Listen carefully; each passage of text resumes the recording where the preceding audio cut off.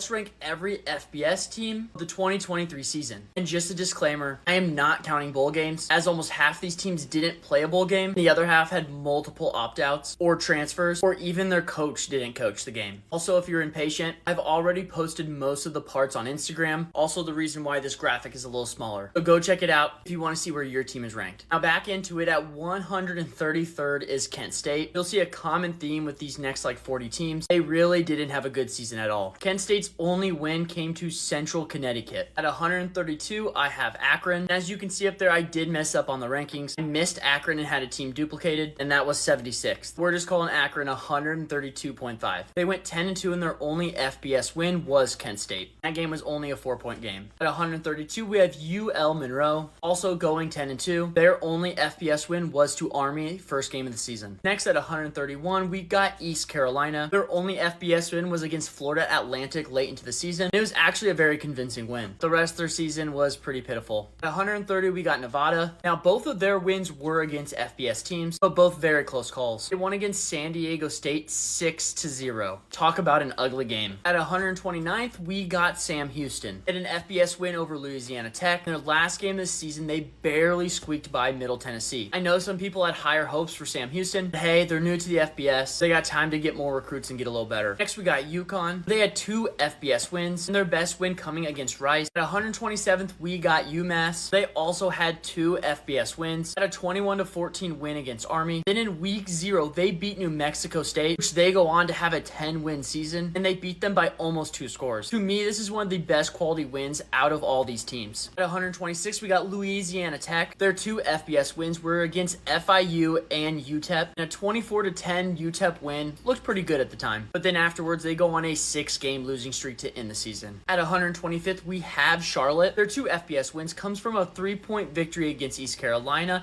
and an overtime win against Tulsa. But at the end of the season, they did take Memphis into overtime. You guys hit the follow button to see the next parts.